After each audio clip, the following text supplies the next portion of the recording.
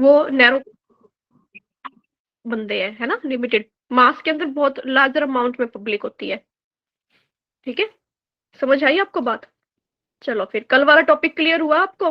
हाँ जी, यस या नो, बताओ मेरे को। मैम ये किसके अंतर्गत आप सर्विलेंस और अभी एक दो जो पॉइंट्स बताए वो किसके के अंडर आते हैं? ये सिर्फ टर्म्स है, ये कम्युनिकेशन के अंदर आते हैं। ठीक है, ये हम ये नहीं बोल सकते कि इनको सिर्फ क्लासरूम कम्युनिकेशन पे लगाया जाएगा, या आप ये कहीं पे भी पूरे ओवरऑल कम्युनिकेशन चैप्टर के अंदर ये सिर्फ जैसे कुछ टेक्निकल टर्म होते हैं ना, कि सर्विलेंस क्या होगा, सिमेटिक्स क्या होते हैं, काइनेसिस क्या होते हैं, पैरालिंग्विस्टिक क्या होता है। ठीक है, ये कुछ एक टेक्निकल टर्म है, और जिनसे रिलेटेड क्वेश्चन बहुत पूछे जाते हैं, इन टेक्निकल टर्म से बहुत क्वेश्चन आते हैं। समझ आ गई आपको बात?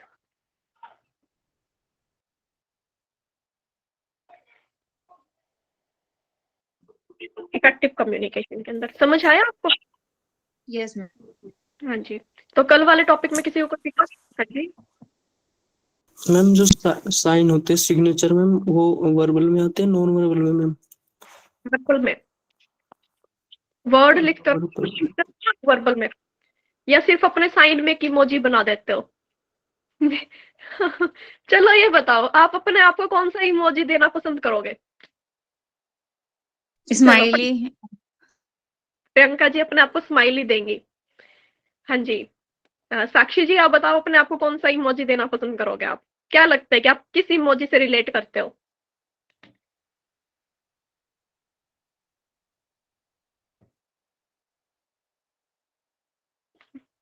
साक्षी जी को मेरी आवाज नहीं आ रही शायद।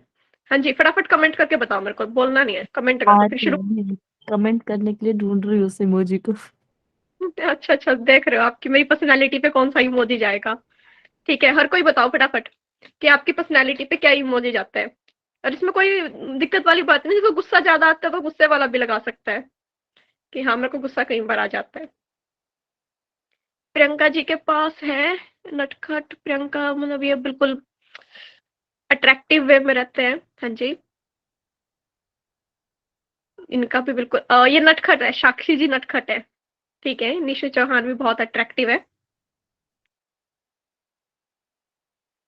हाँ जी, लड़के कहाँ गए? संध्या, अपना एक स्टाइल है। श्वेता, ये मतलब स्माइल करती रहती है हर टाइम देख के। ठीक है, पूजा लवेबल है ना, बिल्कुल चार्मिंग। ये शर्माने वाली है, रचना जी, हंसी के साथ शर्माना। हाँ, जितेश योगा फिटनेस, ये थोड़े हेरा फेरी टाइप है। I am right Jitesh ji, हेरा फेरी टाइप। हाँ जी बोलो तापस। Right ma'am. देखा, इमोजी से पता चलता है। अब कहीं, अब देखो इस चीज से आप अपने आप को कितने अच्छे से समझ पाते हो कि लता जी का भी यही है, थोड़ा सा ना स्माइल के साथ शर्मिला किस्म है ना, शर्मिला टाइप। चिंकी जी स्टाइल में, बस अपना ही स्टाइल है, एटीट्यूड है ना। मैम मेरा बताओ, आपने क्या इमोजी सेंड किया है मेरे को बताओ पहले। आप पसंद करने वाले हो, लोगों को बहुत जल्दी पसंद करते हो, जिन्होंने आंख पे दिल बना रखा है ना, इनकी पर्सनैलिटी क्या होती है कि ये बहुत ज्यादा लोगों को जज नहीं करते, देख के मतलब बहुत इजीली लोगों को पसंद करने लग जाते हैं। ठीक है, आपको एक बात और बता देती हूँ, मेरे अंदर और एक टैलेंट ये है कि मैं सिर्फ किसी से 5 या 10 मिनट बात करने से मैं बता सकती हूँ कि उसकी पर्सनैलिटी कैसी है। एग्जैक्टली बता सकती हूँ। मैं बहुत जल्दी लोगों को एनालाइज कर लेती हूँ कि भाई हाँ, ये इस पर्सनैलिटी में है। ठीक है, और चलो, ये तो हो गया हमारा आज का अपने आप को जानना। मैम ठीक है, करेक्ट। आपके अंदर ना कम्युनिकेशन कूट कूट के भरा हुआ है, मुझे ऐसा लगता है सारी क्वालिटीज हैं। हाँ बिल्कुल। अब अगर मेरे को ये डिसाइड करना हो मैं अपने आप को इमोजी क्या दूंगी। मेरा बताइए मैम। चिंकी जी आपने क्या सेंड किया था मेरे को दोबारा बताओ, फिर मैं बताती हूँ। आपके इमोजी को देख के आपकी पर्सनैलिटी बताती हूँ। आज मैं, अच्छा, आपके अंदर क्या है, एक होता है ना, दुनिया भाड़ में जाए, मैं हूँ ग्रेट अपने आप में, एक स्टाइल है ना, कि मेरे को दूसरों से कोई मतलब नहीं है। आपका इमोजी ये बताता है आपके बारे में। निशु जी बहुत हैप्पी हैप्पी हैप्पी हैप्पी, बिल्कुल सही बात, ठीक है। और अगर मेरे को अपने आप को इमोजी देना हो, मैं तो बहुत चीजों का कॉम्बिनेशन हूँ, मैं एक में अपने आप को नहीं कर पाऊंगी, एक में डिफाइन नहीं कर पाऊंगी मैं। मैं तो सारे इमोजी मेरे ही है। आपका बताओ आनंद जी, आपने, आप बड़े शांत स्वभाव के, आपका जो ये इमोजी था ना, ये बहुत शांत है, आप ना थोड़ी सी मिस्टीरियस हो, मिस्टीरियस किस्म के, मतलब कि आपको देख के कोई बता नहीं सकता कि इनके दिमाग में चल क्या रहा है अभी, या आप बहुत ज्यादा खुश हो, अपने इमोशंस को ज्यादा शो नहीं करते, ना बहुत ज्यादा खुश ना बहुत ज्यादा दुखी, न्यूट्रल रहते हो आप हमेशा सिचुएशन में। आई एम राइट या नो? आपका इमोजी ये बताता है मेरे को। और मैडम मैं कैसी हूँ? शालिनी जी इमोजी भेजो मेरे को, पहले ये बताओ पहले वाले का इमोजी मैंने सही बताया कि नहीं बताया, मैसेज देखना पड़ेगा मेरे को। मैम मैंने ना अभी क्लास अटेंड किया, सॉरी मुझे पता नहीं हमने क्या ही पढ़ाया। Sorry sorry. तो हमने कुछ पढ़ा ही नहीं। आनंद जी बताओ अब, क्या आप मिस्टीरियस पर्सन हो? बिल्कुल। चलो अब आप शालिनी जी, आप किन्होंने किसने बोला है अभी मेरे को, आप अपना इमोजी सेंड कर दो, फिर मैं बताती हूँ आपका इमोजी देख के।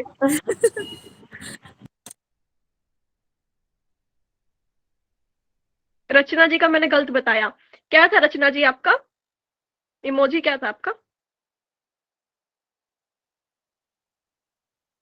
मीनाक्षी जी तो बिल्कुल शाई किस्म की है।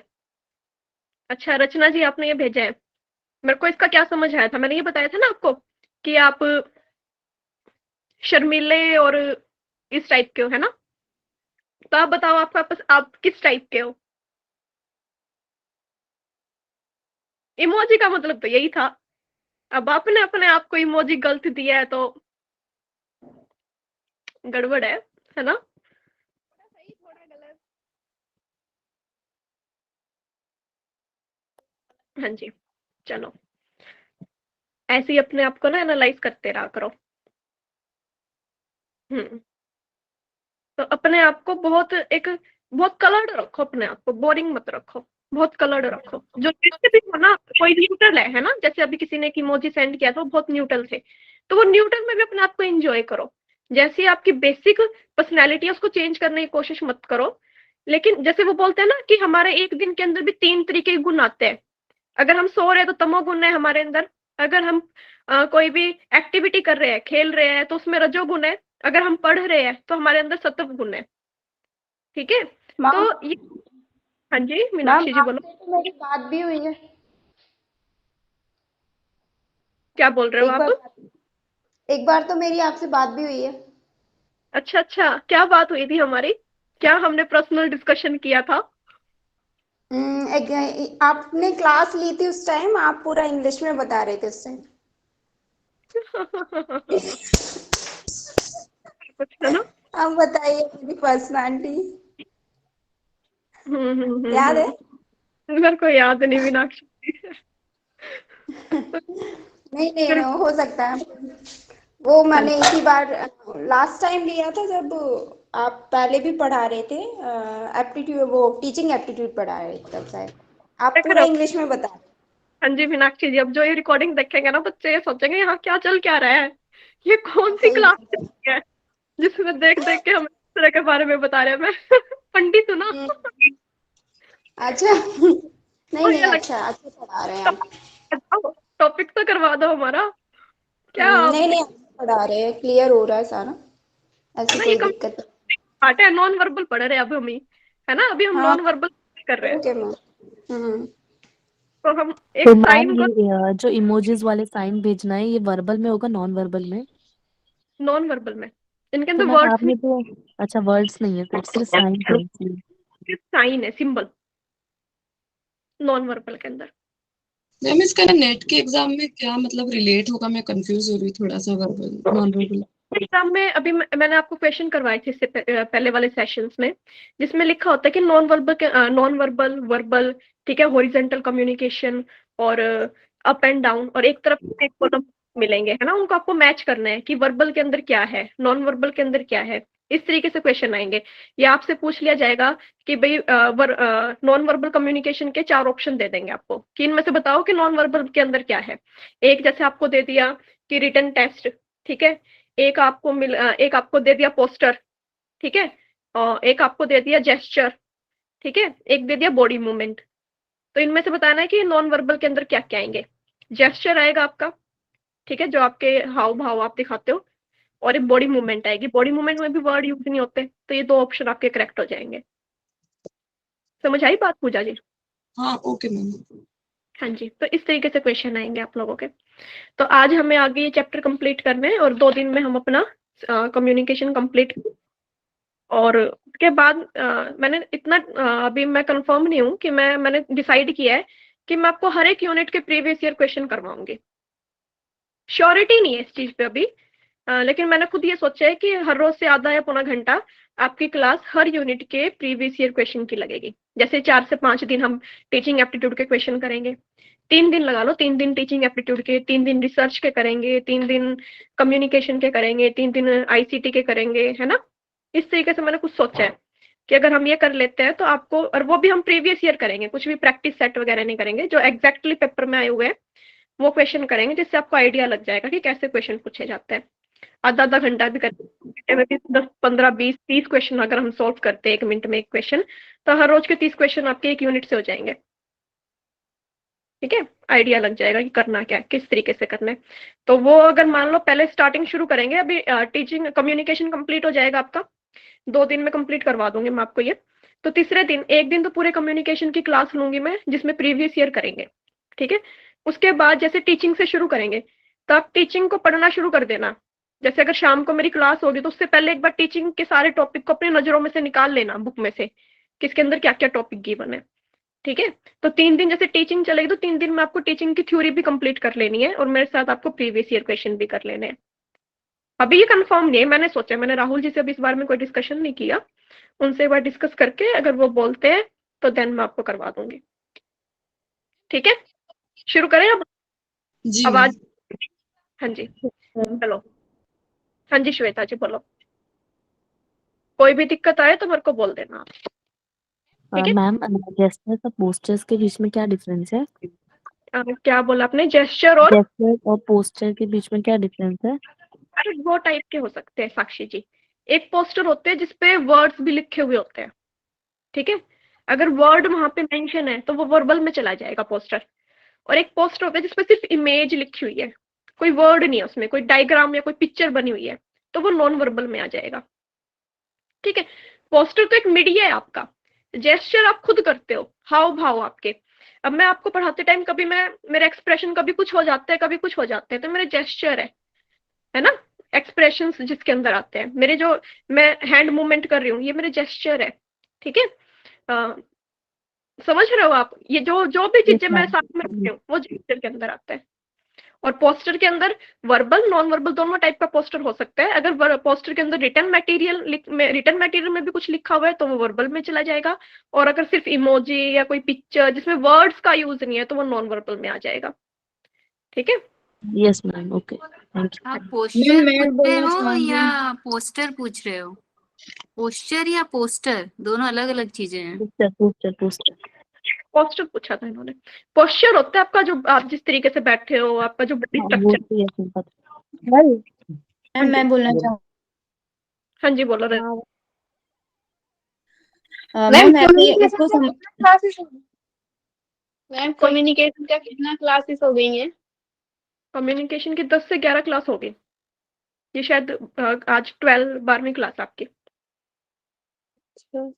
ओके मैम मैं ये कह रही थी कि सामने जो हमारे सिचुएशन है उसको देखकर हम जो भी पोस्चर बनाते हैं, मतलब जो भी सिचुएशन को देखकर जो भी हम अपनी बॉडी में जो भी चेंजेस करते हैं वो आई थिंक पोस्चर कहलाएगा।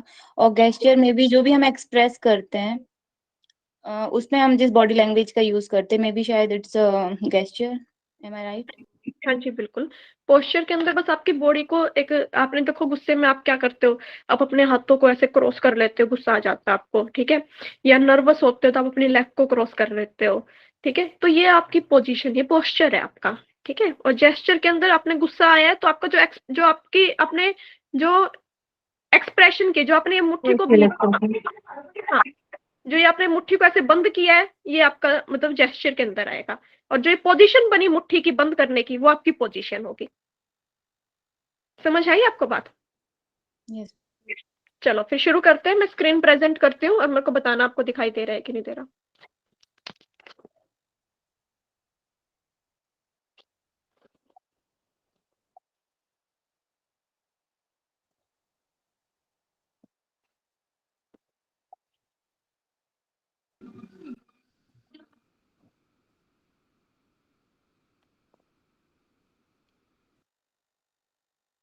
हाँ जी, दिखाई दे रहा है आपको? जी यस मैम। ठीक है। अब हमें क्या करना है, यहाँ से हमें करना है, ये हमने कर लिया था शायद। हाँ जी।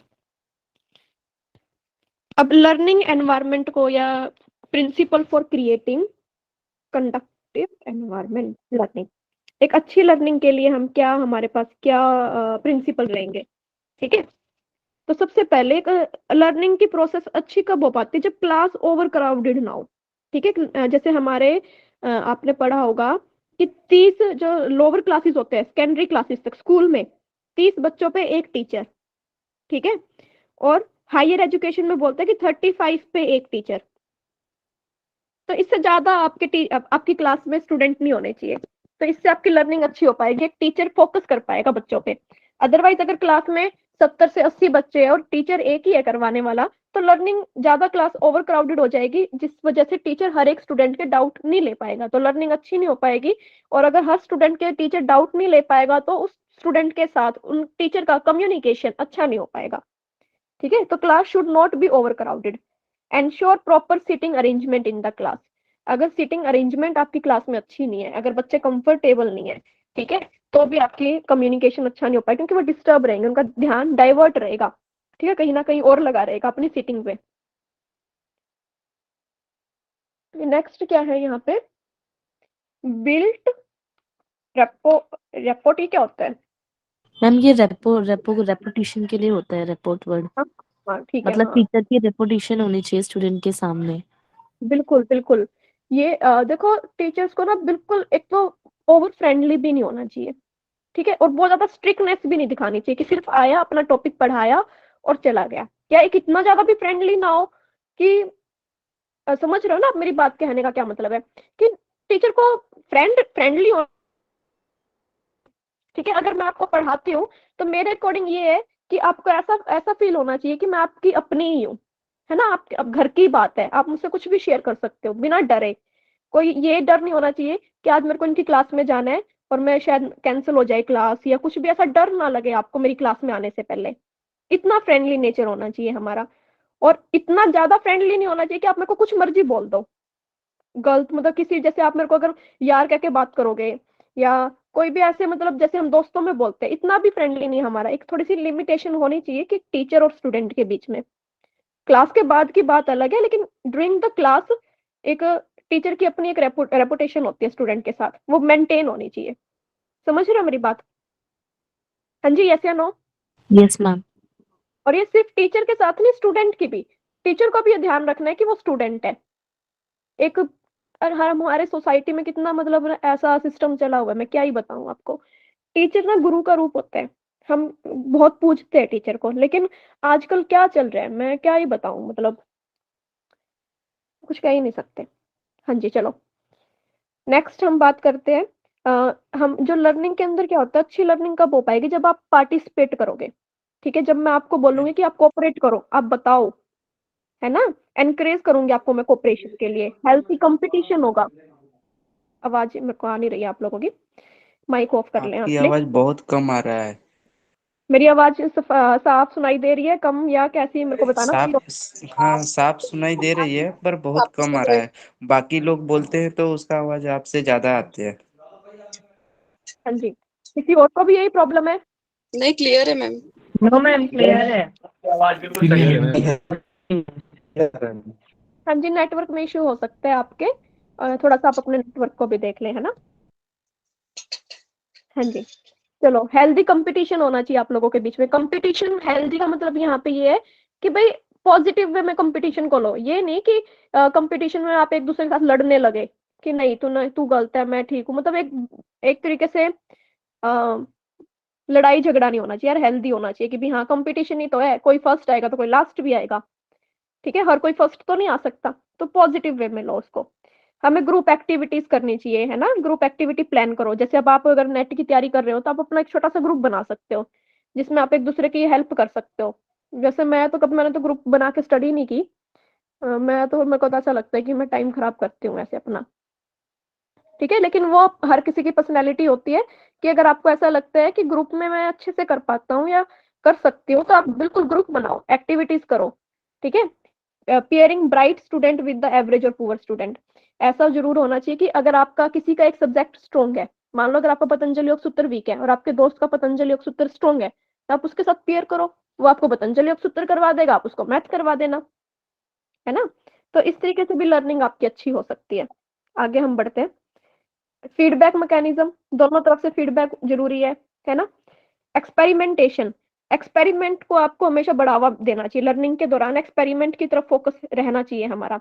अगर हम पेपर 2 की भी बात करें ना, पेपर 2 के अंदर आप लोग ऐसे सोचते हो कि ग्रंथों की चीजें ये है, इनको हम एक्सपेरिमेंट के साथ नहीं कर सकते अभी, बिल्कुल रिसर्च हम पेपर 2 पे ही तो करेंगे।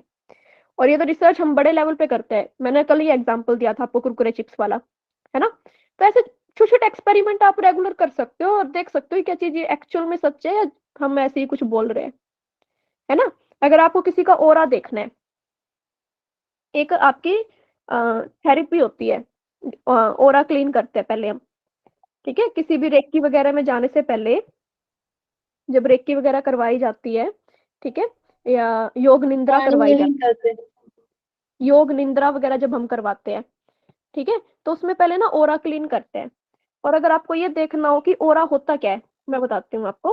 जैसे एक कोई बॉडी है, ये मान लो कोई बॉडी है, तो इसके चारों तरफ ना एक एनवायरनमेंट होता है, ठीक है। वो अगर मान लो किसी का एनवायरनमेंट कोई पॉजिटिव है बहुत ज्यादा, तो उसका ओरा ना वो ज्यादा होगा, थोड़ा सा बड़ा, ज्यादा चौड़ा दिखाई देगा आपको, ठीक है। अगर कोई थोड़ा नेगेटिव है तो उस पॉजिटिव और नेगेटिव के अकॉर्डिंग उसके ओरे का कलर भी होता है। अब अगर ये एक्सपेरिमेंट आपको करना हो कि ओरा आपको देखना है, किस तरीके से देखोगे आप, मैं आपको सिंपल बता देती हूँ, मेरे को क्लियर कैसे दिखाई देते हैं। मेरे चश्मे लगे हुए हैं, ठीक है, जिनके भी चश्मे लगे हुए हैं वो एक काम करना कि वो लगा के, दिया लगा के और चश्मे उतार देना अपने। दिया लगाने के बाद दिए की ज्योत ऐसी होती है, देखो ये, त्राटक है मैम, हाँ त्राटक लगा लो, ठीक है। तो जब आप ये पोजीशन करते हो और आपने चश्मा उतार दिया, तो आपको क्या दिखाई देगा कि इसके चारों तरफ ना आपको एक सर्कल बना दिखाई देगा लाइट का, बिल्कुल एग्जैक्ट सर्कल, सर्कल की शेप होगी वो बिल्कुल। और ये उस दिए का क्या है, ओरा। और जिनके चश्मे नहीं लगे हुए वो अपनी आंखों को ना बिल्कुल बंद मत करो, थोड़ा सा हल्का सा खोल के, और ऐसे हम ना बिल्कुल बंद होती है और ना बिल्कुल खुली होती, बीच में जब हम आंखों को रखते हैं तब देखने की कोशिश करना, आपको वो ओरा दिखाई देगा।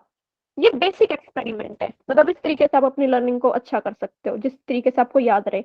और फिर उस ओरे को क्लीन करना सिखा सकते हो कि ओरा क्लीन कैसे किया जाता है, ठीक है। अगर मान लो आप हम प्राणी हीलिंग में करते हैं, ऐसे प्राणी हीलिंग में और क्लीनिंग देते हैं। हाँ हाँ, प्राणिक हीलिंग में बिल्कुल ओरा क्लीन करते हैं हम। सिर दर्द है आप, वो भी मैम इंक्रीज होता है, हाँ जी क्या बोल रहे हो। Concentration power. कंसंट्रेशन पावर के लिए आप क्या करो, अगर आपको कंसंट्रेशन पावर बढ़ानी है ना, तो मैं आपको बोलती हूँ कि क्या एक्सपेरिमेंट करवाओगे आप। किसी को बोलना कि अगर तेरे को कंसंट्रेशन पावर इंक्रीज करनी है तो सिर्फ 10 दिन, जैसे मान लो ये कोई लाइन है ना इंग्लिश की, इंग्लिश न्यूज़पेपर लो और इसके अंदर ओ वर्ड को, ओ कोई भी एक वर्ड सिलेक्ट कर लो, ए ओ कुछ भी, तो ओ को अंडरलाइन करके चलो, इसमें ओ एक ये रहा ओ, ठीक है, ये ओ रहा, ठीक है। ऐसे एक भी और छूटना नहीं चाहिए, सारे ओ को अंडरलाइन करके चलो, इससे आपकी कंसंट्रेशन पावर बढ़ेगी, ठीक है। देखो जैसे जितने सारे ओ है ना, और 10 दिन बाद आप जब इसको बोलोगे ना कि अब किसी चीज पे कंसंट्रेट करके देख, तो उसको फर्क लगेगा बिल्कुल। समझ आई बात। नेक्स्ट टॉपिक चलते हैं। ऐसे बहुत सारी चीजें हैं जो आपको मतलब कि भाई किस तरीके से आप क्या क्या कर सकते हो, लेकिन अगर मैं वो बताने लगूंगी तो फिर अपना टॉपिक नहीं पूरा हो पाएगा। हम पहले ही बहुत ज्यादा डिस्कशन करते हैं। Provide reinforcement, a teacher should reinforce the desire communication behaviour.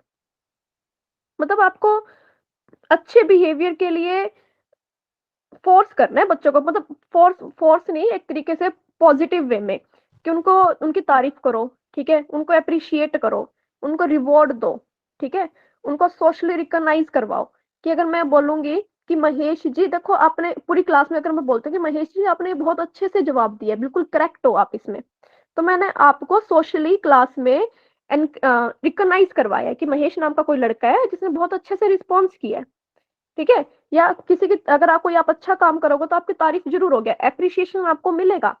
अगर अभी किसी ने बोला कि घेरन सही था, कंप्लीट किया है, या हट प्रदीपिका वो शुरू कर रहे हैं, तो बहुत अच्छी बात है ना। आप लोग भी अपने टॉपिक को लेके चलो और स्पीडली काम करो, ठीक है। ऐसा एनवायरनमेंट रखो कि आप, अब मेरी क्लास में तो स्पेशली मैं ऐसा एनवायरनमेंट क्रिएट करने की कोशिश करती हूँ कि आप बिना डरे, बिना बेहिचक आप अपनी बात रख पाओ, मेरे को बोल पाओ, ये ना सोचना पड़े कि मेरे को ये बात मैं नहीं बोल पाऊंगा, या इंट्रोवर्ट भी मेरी क्लास में आने के बाद एक्सट्रोवर्ट हो जाए। मेरा मोटिव ये रहता है कि जो इंट्रोवर्ट है उनको भी ये फीलिंग आए कि मैं यहाँ पे बोल सकता हूँ या बोल सकती हूँ, ठीक है। तो आपको ऐसा ही एनवायरनमेंट क्रिएट करना है, समझ रहे हो मेरी बात, यस या no? Yes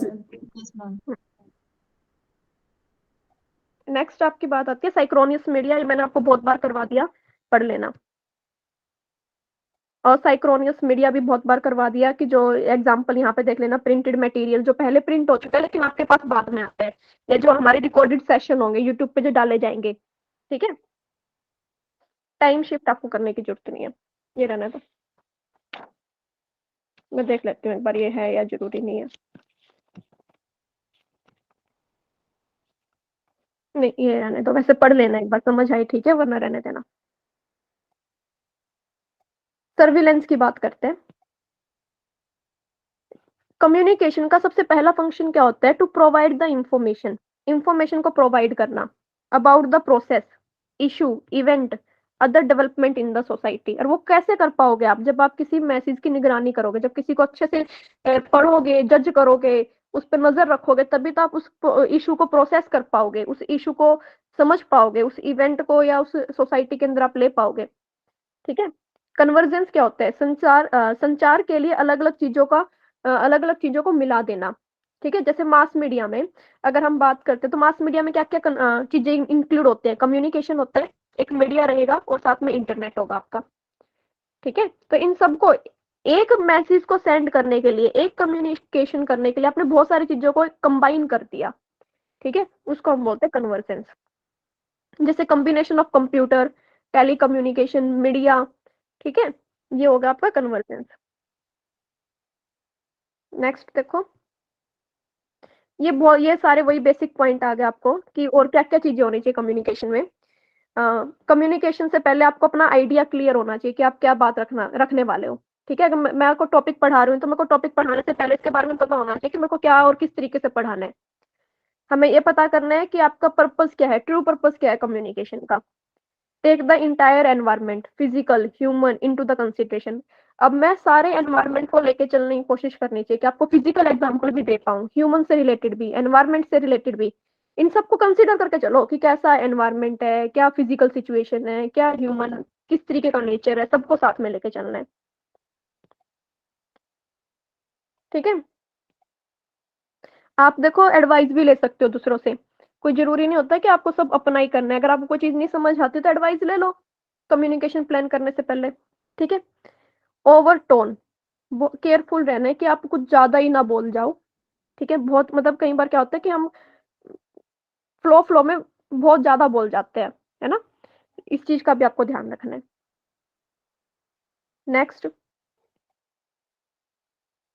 use crisp language and be clear. क्या मतलब है इसका, बताओ, जल्दी बताओ। मतलब आपको हमेशा, हाँ जी, हमेशा जो बात आप कर रहे हो सबसे पहले उसमें आप 100% श्योर हो कि ये करेक्ट है क्या? फ्रेश लैंग्वेज का यूज करना है आपको, ठीक है। मतलब फ्रेश लैंग्वेज का मतलब क्या है कि जो अभी इस एनवायरनमेंट में जो लैंग्वेज चल रही है, ठीक है। अगर मैं आपको यही सब चीजें बिल्कुल संस्कृत में पढ़ाने लग जाऊं, डिटेल पुरानी संस्कृत में, या आपको अलग लिपि में पढ़ाने लग जाऊं तो आपको नहीं समझ आएगी। ठीक है, अभी अगर आपको आज के स्टूडेंट्स के साथ डील करना है ना, देखो अगर आप योग के टीचर बनोगे आगे कहीं भी किसी भी फील्ड में काम करोगे तो आपको उन स्टूडेंट के अकॉर्डिंग उनके अकॉर्डिंग चलना पड़ेगा, ना कि वो आपके अकॉर्डिंग चलेंगे। नहीं, अगर अब आने वाले अब जो योग में बच्चे आते हैं ना वो साइंस बैकग्राउंड से है ना, बहुत मतलब बहुत अपर लेवल से आते हैं बच्चे। पहले क्या था, योग के अंदर ऐसे ही कोई भी आर्ट्स कॉमर्स से आ जाता था, लेकिन अब योग के अंदर बहुत वेल मतलब लॉजिकल बच्चे आ रहे हैं जो लॉजिक के साथ काम करते हैं। एमएससी वाले ही ज्यादा आ रहे हैं मैम, अभी मैं भी यही देख रही हूँ यूनिवर्सिटीज में। हाँ, तो अब यो उसी के अकॉर्डिंग आपको अपने आप चेंज करना पड़ेगा। अगर कोई अब एक्सपेरिमेंट करने वाला बच्चा आता है और उसको आप सीधा सिंपल सी एक डेफिनेशन बता दोगे तो उसको तसल्ली नहीं होगी, वो तो क्वेश्चन पूछेगा कि अब इसको समझाओ, इसका मतलब क्या है। ऐसे ही थोड़ा ना ग्रंथों में कोई बात लिखी हुई है तो प्रूव करके दिखाओ, आप हमें बताओ एग्जैक्टली कैसे है ये चीज। तो उनके अकॉर्डिंग आपको अपना चेंज करना पड़ेगा, वैसी ही लैंग्वेज में आपको समझाना पड़ेगा जिस लैंग्वेज में बच्चे समझेंगे। ठीक है, तो हमको आप कम्युनिकेशन फॉलो कर लेना, अच्छा लिसनर होना चाहिए। ठीक है, कॉन्ग्रेंसी का मतलब होता है कि एग्जैक्ट जैसा बच्चे का माइंड सेट है आपको भी वैसा ही माइंड सेट अपनाना पड़ेगा। जैसा एक स्टूडेंट है वैसे ही आपको उसकी तरह सोचना पड़ेगा। ठीक है, या टीचर, दोनों को ऐसे ही कोऑपरेटिव नेचर से काम करना पड़ेगा। Communicate with future as well the present mind. अब देखो हम फ्यूचर को साथ में लेके ही तो पढ़ रहे हैं ना, और प्रेजेंट अभी मेरे को अगर मैं सिर्फ अभी हम अगर हम बात ही करते रहते तो हमारा टॉपिक कैसे कंप्लीट होता। मेरे को टॉपिक भी करवाना है आप लोगों को, तो प्रेजेंट को भी हमें साथ में लेना है और फ्यूचर फ्यूचर के लिए भी आपको मैं अभी से मोटिवेट कर रही हूँ ताकि आप आगे जाके आपको दिक्कत ना आए। तो एक कम्युनिकेशन में दोनों चीजें आपको साथ में लेके चलनी है। अगर आप अभी समझोगे ना तो देखो हम कितनी चीजें साथ में लेके चल रहे हैं। मैं आपको प्रेजेंट भी करवाती हूँ, फ्यूचर भी करवाती हूँ। ठीक है, पास्ट तो करवाने का मतलब पास्ट गया गया यार, है ना, उसका हम कुछ नहीं कर सकते। नेक्स्ट टॉपिक है लास्ट इस चैप्टर का, पैराफ्रेजिंग। पैराफ्रेजिंग क्या होता है, देखो बिल्कुल हम इसको हिंदी में बोल सकते हैं डिटेल एक्सप्लेनेशन। ठीक है, संक्षिप्त व्याख्या करना, व्याख्या करना। ठीक है, जिसके अंदर आप पहले अच्छे से सुनते हो, सुनोगे तभी तो आप किसी टॉपिक को अच्छे से समझा पाओगे। फिर आपको उस टॉपिक को आप अपने शब्दों में लिखते हो। अब आपने कोई टॉपिक पढ़ लिया, जैसे आप नोट्स बनाते हो ना, या आपने कोई टॉपिक की एक बुक आपने एक बुक को पढ़ा और पढ़ने के बाद उस बुक का आप रिव्यू देते हो। ठीक है, उसके बारे में लिखते हो तो वो आप अपने शब्दों में लिखोगे, अपनी अंडरस्टैंडिंग के अकॉर्डिंग लिखोगे। लेकिन सबसे पहले आप सुनोगे तो सही ना, अगर कोई चीज सुनने वाली है तो आप ये फाइंड करोगे कि उस बुक में मेन मोटिव क्या था, मेन मैसेज क्या था। ठीक है, इसका मतलब क्या है, अब देखो what I hear you saying is और it is sound like let me see if I am understand you, जिसमें आप ऐसे शब्दों से शुरुआत करते हो कि आप क्या कहना चाहते हो। एक बार मैं सुन लेता हूँ आप क्या कहना चाहते हो। ठीक है, या मैं एक बार देख लेता हूँ अगर मैं इस चीज को समझ सकता हूँ कि नहीं। पैराफ्रेजिंग में हम यही बोलते हैं कि एक तरीके से आप पूरी व्याख्या करते हो, अच्छे डिटेल में जाते हो। या आपने एक बुक को पढ़ा और उसका जो रिव्यू करते हो, पैराफ्रेजिंग ही तो होता है कि आप अपने शब्दों में चीजों को लिख रहे हो। ठीक है, एडवांटेज क्या क्या है इसके देख लेना। It help student to know that they are understood by the instructor. अब देखो अगर आप की बात मैं अच्छे से सुन पाऊंगी तो मैं समझ पाऊंगी और आपको ये लगेगा कि हाँ इन्होंने मेरी बात को समझा है और उसी के अकॉर्डिंग मेरे को आंसर दिया है। ठीक है, इससे मिसअंडरस्टैंडिंग कम हो जाती है। ठीक है, it help the avoid impulsive और एंग्री रिएक्शन। अगर आपने एक व्याख्या ही कर दी, डिटेल में आपने बता दिया कि मैडम मेरे को ये दिक्कत आई है, अगर उसमें आपने अच्छे से लिखा है तो मेरे को गुस्सा क्यों आएगा, मैं आपकी सिचुएशन को समझूंगी ना। अगर आपने आधी बात लिखी होगी और मतलब कुछ ऐसा लिख दिया जिसमें आपने क्लियर नहीं किया तो उस टाइम पे हो सकता है कि आपने ये बात ऐसे कैसे लिखी है। इससे आप डिस्ट्रैक्ट नहीं होते क्योंकि आपने अपने शब्दों में लिखा है और आपने एक पैटर्न बना लिया। ठीक है, और इससे आप उस चीज को याद भी रख पाते हो। तभी तो हम बोलते हैं ना कि एक ओवरऑल करने के बाद आपने खुद आंखें बंद नहीं सॉरी, एक बुक को बंद करके फिर आप नोट्स बनाओ उसके, तो आपको वो ज्यादा याद रहेंगे, लंबे टाइम तक याद रहेंगे। ठीक है, ये होता है पैराफ्रेजिंग के एडवांटेज। हाँ जी, यहाँ पे आपका चैप्टर नंबर 8 कंप्लीट होते हैं। समझना एक बार, चैप्टर नंबर 8 बहुत आसान था। इसमें हमने इफेक्टिव कम्युनिकेशन के बारे में पढ़ा। ओहो अरे अरे देखो, हमने पढ़ा कि क्लासरूम कम्युनिकेशन को इफेक्टिव कैसे बनाया जाता है, क्लियर करना चाहिए हमें, ये सब चीजें हमने पढ़ी। पढ़ लेना आप लोग, मैं पीपीटी आज शेयर कर दूंगी ग्रुप में। ठीक है, नॉइस के बारे में हमने पढ़ा, नहीं नॉइस के बारे में नहीं, हाँ थोड़ा बहुत यहाँ पे हमने देखा था। इंपॉर्टेंट टर्म्स के बारे में हमने पढ़ा। फिर हमने देखा कि कम्युनिकेशन के लिए हमें प्रिंसिपल, टीचर्स के प्रिंसिपल देखे हमने, मैसेज डिजाइन के प्रिंसिपल देखे हमने।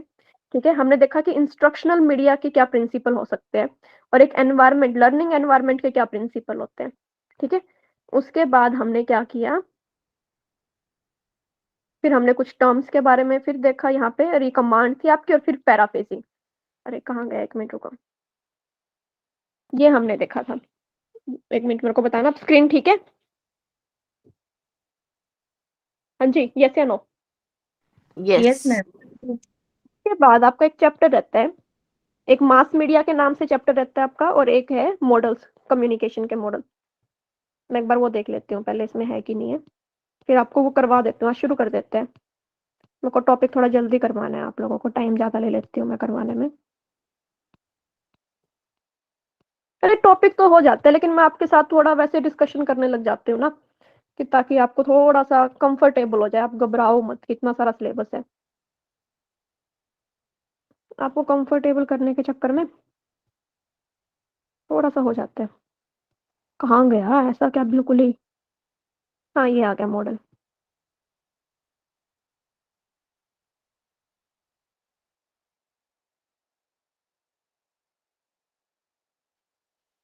मैम नीचे गया वो। हाँ जी हाँ जी, यहाँ से शुरू होता है। देखो चैप्टर 4 है आपका, मॉडल ऑफ कम्युनिकेशन। 2 मॉडल कर लेते हैं आज, फिर कल ये चैप्टर कंप्लीट करके परसों मास मीडिया वाला कंप्लीट करते हैं। देखो कम्युनिकेशन मॉडल की अगर हम बात करते हैं, तो मॉडल क्या होता है, मतलब एक तरीके से डिजाइन किया गया कि कई किस तरीके से कम्युनिकेशन हो सकते हैं। ठीक है, तो कुछ साइंटिस्ट थे जिन्होंने अपने नाम पे ही मॉडल के नाम रखे। ठीक है, तो आप यहाँ पे देखो, फर्स्ट क्या है मेरे को बताओ फटाफट, फर्स्ट, सेकंड, थर्ड, फोर्थ।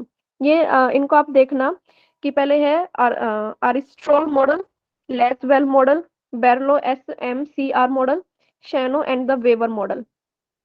ठीक है, ये 4 मॉडल आपके हैं। उसके बाद एक ट्रांजैक्शनल लीनियर मॉडल के अंदर ये 4 मॉडल आते हैं, ट्रांजैक्शनल के अंदर एक आता है, और इंटरेक्टिव मॉडल के अंदर 2 मॉडल आते हैं आपके। टोटल मॉडल यहाँ पे आपके कितने हो गए, 5 और 2 7। ठीक है, 7 मॉडल है हमारे सिलेबस के अंदर, या सिलेबस में भी नहीं कर सकते कि ये गिवन है। लीनियर मॉडल के अंदर आपके 4 आएंगे, ट्रांजैक्शनल के 1 और इंटरेक्टिव के 2। तो हम पढ़ते हैं पहले लीनियर मॉडल से, शुरुआत करते हैं आपके। देखो लीनियर मॉडल के अंदर क्या होता है, सिर्फ वन वे कम्युनिकेशन होता है। इसमें सेंडर होगा, रिसीवर होगा, सेंडर ने सिर्फ रिसीवर को बात सेंड कर दी, उसके बाद फीडबैक नहीं होती, वो वापस जाके रिसीवर सेंडर के पास मैसेज नहीं आता।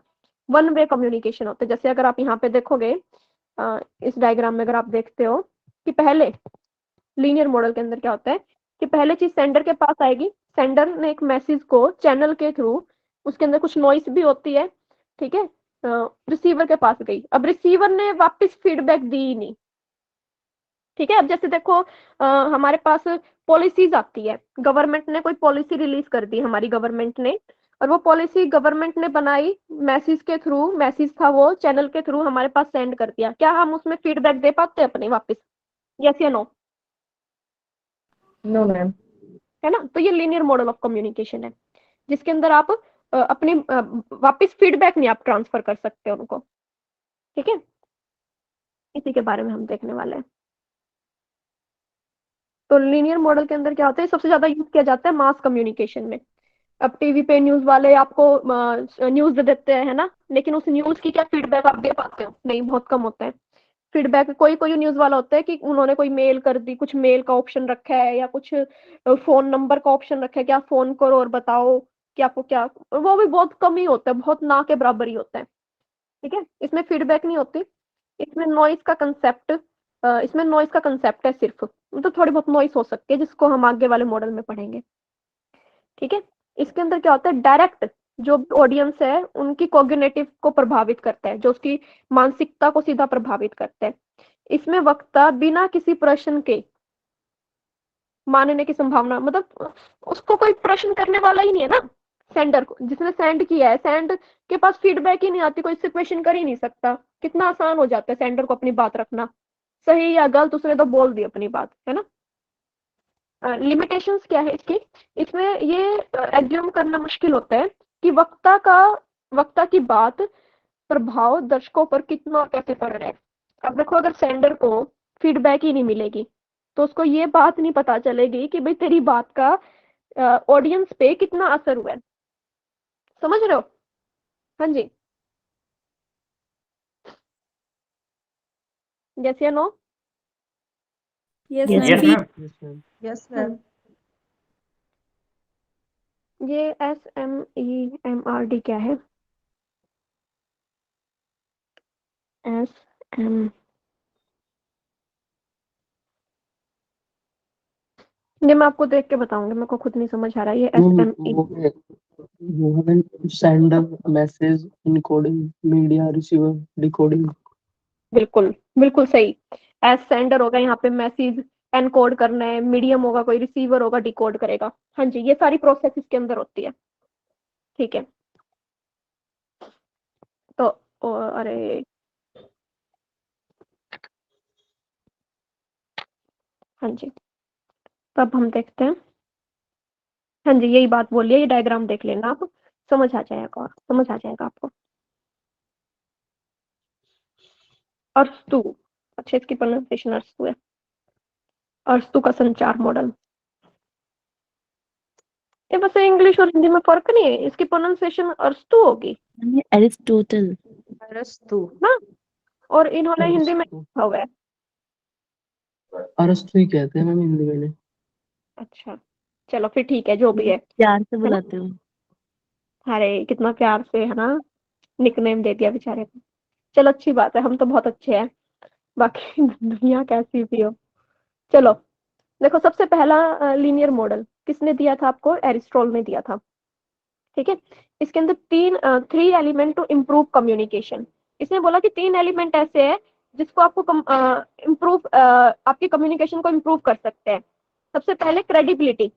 ठीक है, इसके इन्होंने ये स्पेसिफिक वर्ड यूज किए भाई, देख लेना। ठीक है, क्रेडिबिलिटी का मतलब होता है कि अगर ट्रस्ट वर्दी होना चाहिए, विश्वसनीयता। ठीक है, ये आपने रिसर्च में भी पढ़ा होगा।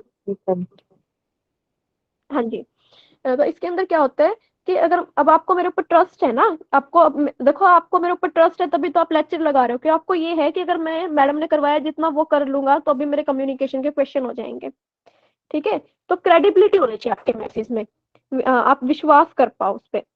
एबिलिटी टू कनेक्ट और इम्प्रूव कम्युनिकेशन, ऐसा हो कि आप लोग मुझसे कनेक्ट कर पाओ। ठीक है, अगर कुछ ऐसा होगा कि देखो कोई एक बहुत बड़ी पर्सनालिटी है, ठीक है, वो आए और सिर्फ बोल के चले गए, आप उनसे अपने जीवन को रिलेट ही नहीं कर पाए। उन्होंने कुछ ऐसा उन्होंने बोला कि भाई मैं तो गोवा में रहता हूँ, ठीक है, न्यूयॉर्क जाता हूँ, या बड़े बड़े शहरों में ये बड़ी बड़ी चीजें करता हूँ, क्या हम उनसे कनेक्ट कर पाएंगे? नहीं कर पाते ना, क्योंकि हम मिडिल क्लास फैमिली से बिलोंग करते हैं सारे। और अगर आपको उसी तरीके से समझाया जाए, आपके डेली लैंग्वेज में समझाया जाए, जिस तरीके से आपकी रूटीन है उस तरीके से आपको समझाया जाए, तो आप अच्छे से कनेक्ट कर पाओगे। लॉजिकल आर्ग्यूमेंट, कोई भी काल्पनिक चीजें नहीं होनी चाहिए, लॉजिकल चीजें होनी चाहिए। ठीक है, तो ये चीजें आपको ध्यान रखनी है। इसके अंदर ये 3 मेन पॉइंट थे इसके। इसके अंदर भी क्या, ये भी 1 वे मॉडल है, तो इसमें भी आपको फीडबैक नहीं मिलती। स्पीकर स्पीच देगा, ठीक है, ऑडियंस होगी और वो उसके ऊपर कोई ना कोई इफेक्ट होगा। ठीक है, ये चीजें इसके अंदर आती है कि यहाँ पे ऑडियंस के ऊपर कुछ ना कुछ प्रभाव पड़ता है। इसमें फीडबैक नहीं मिलती, ये भी 1 वे है। इसके अंदर भी नॉइस का कंसेप्ट आ जाता है, कुछ ना कुछ नॉइस वहां पे रहेगी। और इसका प्रयोग सिर्फ पब्लिक स्पीकिंग में होता है, कि आपने पब्लिक को बात बोल दी एंड देन खत्म। ठीक है, नेक्स्ट आपका लेसवेल मॉडल। ठीक है, ये 1948 में दिया था डेलरोल्ड डी लेसवेल ने। ठीक है, इसका क्या है, इसको एक्शन मॉडल भी बोलते हैं, इनके दूसरे नाम याद रख लेना भाई, लीनियर मॉडल भी बोलते हैं इसको, 1 वे मॉडल भी बोलते हैं। ठीक है, इसको सबसे प्रभावशाली संचार मॉडल माना जाता है, मतलब इसको सबसे ज्यादा इफेक्टिव मॉडल माना जाता है टू एनालाइज मास कम्युनिकेशन। समझते हैं इसको किस तरीके से, it was developed to study the media propaganda of the countries and business at a time. इसको क्यों डेवलप किया गया? ये देखने के लिए कि कंट्रीज के अंदर या बिजनेस में मीडिया किस तरीके से काम करते हैं, मीडिया का क्या प्रोपोगेंडा रहता है। अब एक बात बताओ मेरे को, सिंपल सी बात बताओ, मार्केट दूसरी कंपनीज में पता क्या होता है, दूसरे शहरों में या नहीं सॉरी दूसरी कंट्रीज में, कि प्रोडक्ट मार्केट में आने से पहले, मार्केट में पहले प्रोडक्ट नहीं आता लेकिन उसकी एडवर्टाइजमेंट पहले हो जाती है। ठीक है, एडवर्टाइजमेंट पहले करते हैं प्रोडक्ट की, और उस एडवर्टाइजमेंट को देख के लोगों को ये लगता है कि इस प्रोडक्ट से तो मेरी जिंदगी आसान हो जाएगी, या ये प्रोडक्ट तो मेरे लिए बहुत जरूरी है। कुछ इस तरीके से उस प्रोडक्ट को प्रेजेंट किया जाता है कि आपको लगेगा कि मेरी लाइफ इस प्रोडक्ट के बिना तो अधूरी है। इस तरीके से प्रोपोगेंडा फैलाया जाता है मीडिया के थ्रू कि आपको लगेगा कि ये तो बहुत जरूरी है, इससे तो मेरी लाइफ अच्छी होगी या ये मेरे लिए हेल्पफुल होगा। और फिर वो मार्केट में आता है और फिर उसकी जो खरीद होती है ना बहुत ज्यादा बढ़ जाती है। तो इस तरीके से मीडिया अपनी कंट्री में बिजनेस, ये बिजनेस होता है एक तरीके से, कि आप पहले मार्केट में वो चीज मत लेके आओ, पहले उसके बारे में पूरा, जैसे मूवी होती है ना, मूवी रिलीज होने से पहले उसके बारे में प्रमोशन होता है बहुत ज्यादा, कुछ ऐसी उसके बारे में गलत चीजें भी ये लोग बोलते हैं कि चाहे अच्छा हो चाहे बुरा हो, मेरे को तो दिखने से मतलब है ना। तो ये जिस वजह बिजनेस, से ऐड वगैरह जो करते हैं ये। हाँ बिल्कुल ऐड, तो ऐड पहले आ जाती है मार्केट में, प्रोडक्ट बाद में आता है। अपने यहाँ तो फिर भी प्रोडक्ट आ जाते हैं साथ में ही और फिर बाद में उसकी ऐड आती है, लेकिन पहले अमेरिका या न्यूयॉर्क अगर इनकी बात करें हम, तो वहां पे पहले ऐड की दी जाती है, पहले उसका पूरा प्रचार किया जाता है और फिर उस मॉडल को रिलीज किया जाता है। ठीक है, तो इसके अंदर क्या है, इसके अंदर भी कोई फीडबैक नहीं मिलती आपको, नो फीडबैक, इसके अंदर नॉइस का कंसेप्ट नहीं रहता। ठीक है, ये बहुत लीनियर है, डज नॉट कंसिडर बैरियर, तो इसके अंदर बैरियर से ज्यादा नॉइस भी तो बैरियर का ही पार्ट है। तो ये कुछ पॉइंट आपको जो याद रखने हैं, सिर्फ इतने ही पॉइंटों को याद रखना है। मैं आपको सच्ची बात बताती हूँ, मॉडल से इस चैप्टर से बहुत कम क्वेश्चन आते हैं, बहुत रेयर चांस होते हैं। मैंने प्रीवियस ईयर क्वेश्चन बहुत सारे कर लिए, तो अभी तक तो बहुत ही रेयर होगा कि 100 में से 1 या 2 क्वेश्चन आया होगा, लेकिन फिर भी हम 2 क्वेश्चन को अभी चांस नहीं ले सकते। आपको थोड़ा बेसिक पता होना चाहिए मॉडल्स का है क्या, बहुत कम क्वेश्चन पूछे जाते हैं, लेकिन फिर भी चांस चांस तो है ना आने के, तो उस चांस पे भी हम खेल नहीं सकते। जब इतनी आसान चीजें हैं तो इनको कर लो, क्या दिक्कत है ना। नेक्स्ट, तो इसमें क्या होते हैं, क्या होगा इसमें, सेंडर एक हु मतलब सेंडर, सेंडर से व्हाट, क्या बोला उसने, मैसेज, किसके थ्रू, मीडियम के थ्रू, किसको बोला, रिसीवर को, और फिर उस पे क्या होती है, जो उसके ऊपर अफेक्ट होता है ना वही उसकी फीडबैक होती है। स्पेशल फीडबैक नहीं मिलती उसको जाके, लेकिन जो उस पे असर हुआ वही उसकी फीडबैक होगी। अगर कोई प्रोडक्ट की इसने एडवर्टाइजमेंट की है और फिर प्रोडक्ट लॉन्च कर लिया और पब्लिक ने उस प्रोडक्ट को खरीद लिया, अब जो वो खरीदा है ना वो फीडबैक गई नहीं है उसके पास, ये तो पब्लिक ने लिया है, कोई स्पेशल फीडबैक थोड़ा ना उसको सेंड किया है, लेकिन उसके लिए वही फीडबैक का काम करेगा। कि अगर उसने 100 क्रीम लॉन्च की थी, 100 में से उसकी 95% क्रीम सेल हो चुकी है, तो उसकी क्या, उसको फीडबैक अपने आप मिल जाएगी बिना फीडबैक देने के। समझ रहे हो मेरी बात, यस या no? Yes ma'am. Yes time ma'am. Time बताना, कभी मैं करवाती रहूँ। 7:01। ओके, तो ये भी आप पिक्चर में देख लेना, समझ जाओगे आप यहाँ से, वही बातें हैं रिपीट, सिर्फ ये मॉडल और कर लेते हैं एंड देन फिर क्लास हम ऑफ करते हैं अपने। नेक्स्ट क्या है, Shannon and Weaver model. Shannon and Weaver संचार मॉडल क्या है, तो इसको सबसे पहले, इसको भी 1948 में दिया गया था। इसमें नॉइस की अवधारणा है, मतलब नॉइस का कंसेप्ट है इसके अंदर कि नॉइस जरूर होगी आपको, इसको टेलीफोन मॉडल भी कहते हैं।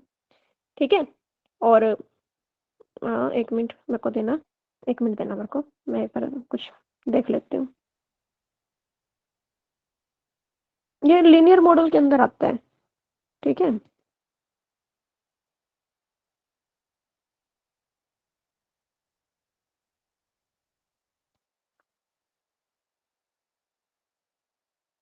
ये मेरे को इसमें गड़बड़ लग रही है इस पिक्चर के अंदर, क्योंकि इसके अंदर लीनियर मॉडल है ना, तो फीडबैक का तो काम ही नहीं होता। ठीक है, यहाँ पे फीडबैक मेंशन है और इस वाले के अंदर ऐसा कुछ नहीं है कि यहाँ पे फीडबैक कुछ नहीं होती।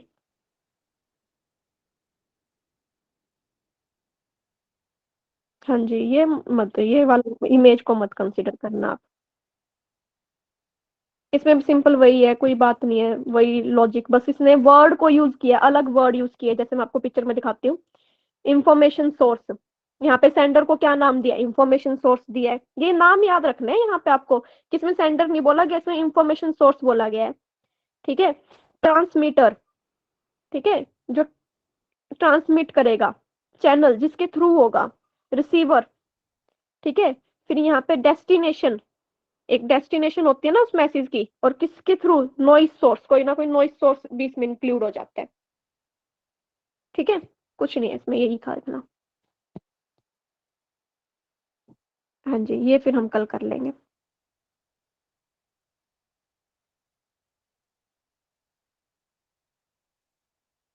हाँ जी, मॉडल आसान है, कुछ भी नहीं है, सिर्फ आपको थोड़ा सा इनके बारे में अपने माइंड में से निकाल देना है।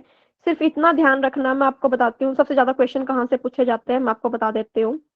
अभी सबसे ज्यादा बेसिक क्वेश्चन पूछे जाते हैं कि लीनियर मॉडल में क्या होता है, फीडबैक होती है कि नहीं होती, नहीं होती। ट्रांजैक्शनल मॉडल में क्या होता है, इसमें फीडबैक होती है। ठीक है, और इंटरेक्टिव मॉडल में क्या होता है, इसमें फीडबैक के साथ इसमें ज्यादा इंटरेक्शन होता है इसके कंपैरिजन में। ठीक है, सिर्फ इतनी चीजों को आपको ध्यान में रखना है। यहाँ पे तो सिर्फ फीडबैक हो गई, ठीक है, इंटरेक्शन इतना ज्यादा नहीं होता। यहाँ पे इंटरेक्शन बहुत ज्यादा होता है, यहाँ पे फीडबैक भी होगी और इंटरेक्शन भी ज्यादा होगा। सिर्फ इतनी ही चीजें आपको याद रखनी है। और ट्रांजैक्शनल मॉडल से क्वेश्चन पूछे जाते हैं मैक्सिमम, मैक्सिमम जो भी मैंने अभी मॉडल के क्वेश्चन देखे हैं वो ट्रांजैक्शनल मॉडल से मैंने अभी देखे हैं। आ सकते हैं, यहाँ से भी आ सकते हैं, कहीं आपको सिर्फ इनके नाम मेंशन हो सकते हैं, तो इनके नाम याद रखना कि भाई ये इसने लीनियर मॉडल दिया था। कई बार ऐसे पूछ सकते हैं, यहाँ पे नाम दे देंगे कि एरिस्टोटल का मॉडल है, यहाँ पे दे देंगे स्क्रैमन का, यहाँ पे वाइट का, और आपको मैच करना है कि लीनियर मॉडल कौन सा है। ठीक है, ट्रांजैक्शनल मॉडल किसने दिया है या इंटरेक्टिव मॉडल को किसने दिया है। तो इस तरीके से सिर्फ इनके नाम और ये पता होना चाहिए कि इनके अंदर थोड़ा बहुत है क्या। समझ आई आपको बात?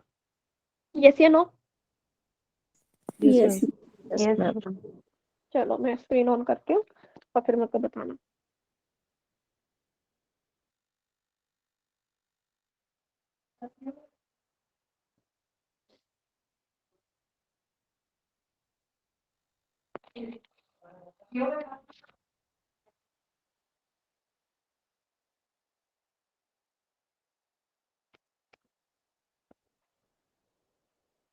हाँ जी, तो आप लोग बताओ, आपको समझ आया कि नहीं आया?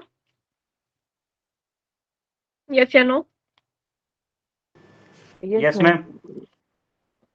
हाँ जी, किसी और की कोई बात? अभी है हमारे पास 5 मिनट, आप बोल मैम, सकते हो। मैं हाँ आपकी जी, क्लास की थी तो आपने क्या बोला था कि नेचर पता कर सकते हैं, ऐसा कुछ बोल रहे थे ना आप? अच्छा, नेचर मेरे को समझ नहीं आया अभी स्टार्टिंग में, बिल्कुल। Yes ma'am. हाँ, तो शालिनी जी पता क्या था, हम स्टार्टिंग में थोड़ी सी बात कर रहे थे।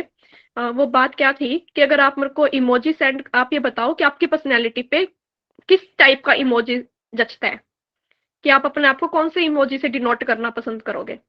तो बताओ शालिनी जी, आप अपने आप को कौन सा इमोजी दोगे? नहीं कमेंट में पता। इमोजी सेंड कर दो,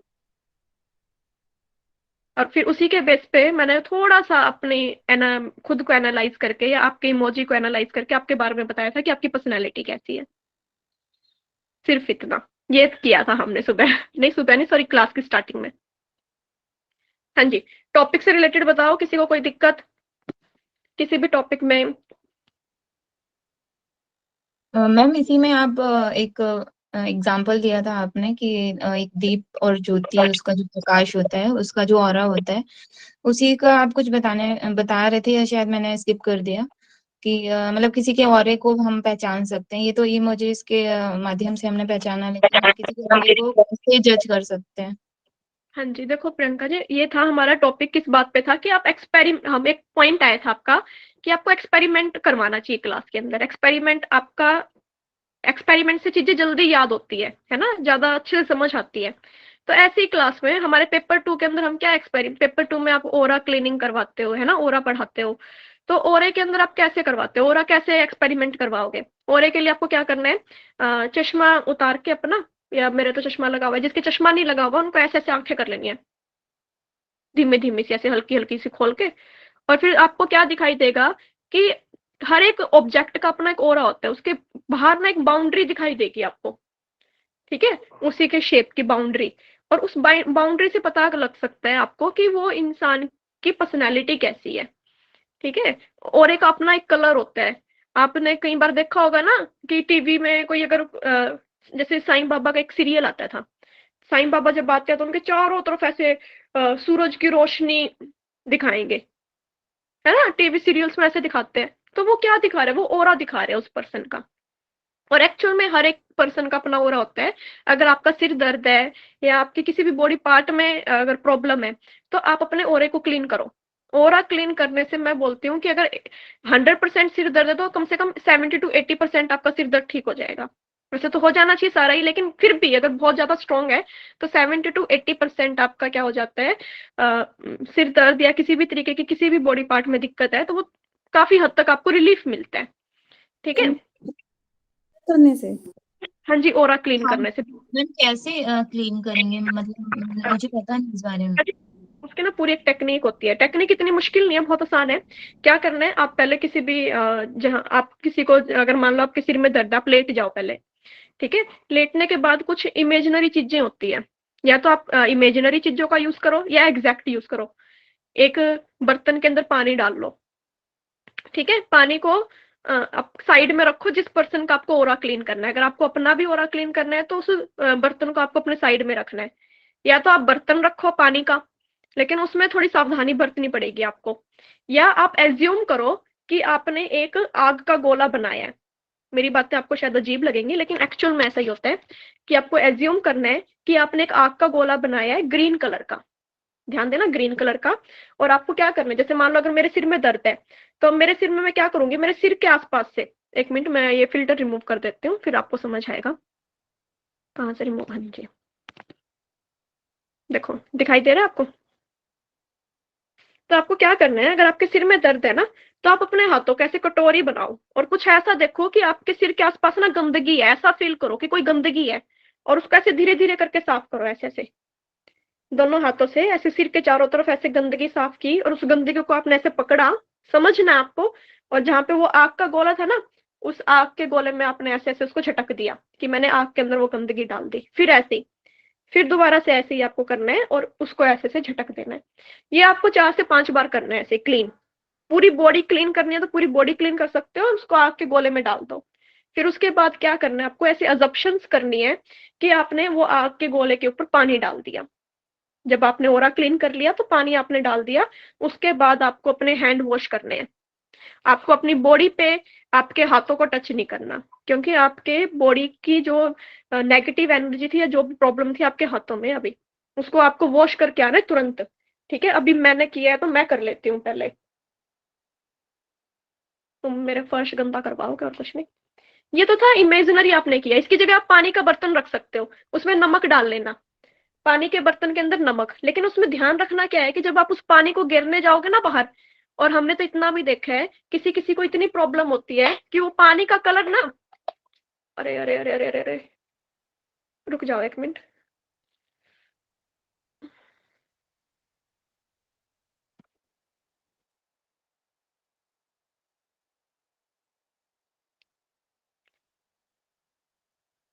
पानी का कलर भी ब्लैक हो जाता है। कितनी इतनी दिक्कत होती है, हमने ये सब चीजें देखी हुई है कि पानी का कलर भी चेंज हो जाता है किसी के ओरा क्लीन करने से, ठीक है। तो हाँ, मैं कहाँ पे थी, फिर उस पानी को आपको बड़े संभाल के, उसकी पानी की बूंद या छींटे आपकी बॉडी पे नहीं आनी चाहिए, बिल्कुल धीरे धीरे संभाल के वो कहीं भी सिंक में कहीं भी उसको जाके गिर दो। तो इस तरीके से ओरा क्लीन करते हैं। मैं कितने वाह टाइम मैम, बहुत अमेजिंग है ये, मतलब मुझे फर्स्ट टाइम पता चला है ऐसा भी कुछ होता है। तो मैं बहुत कुछ सिखा दूंगी, हमने सीखा है तो मैं आपको सिखा सकती हूँ, है आग ना। के गोले में डालना है जो, तो आग का गोला जलाना पड़ेगा, आग जलानी पड़ेगी। एज्यूम करना है, एज्यूम करना है। हाँ एज्यूम